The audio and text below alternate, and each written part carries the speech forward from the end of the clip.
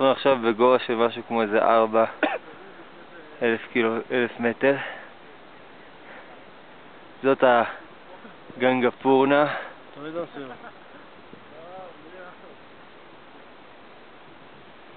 זה איתמר. The huge mountain over there.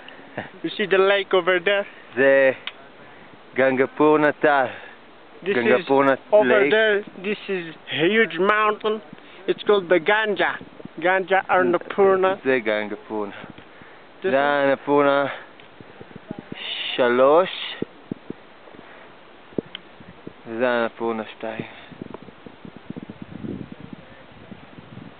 זאת מננג. ואנחנו ממשיכים לטפס. כיוון הזה. כיוון טרונגלה. מעבר טרונגלה. הגבוה ביותר בעולם.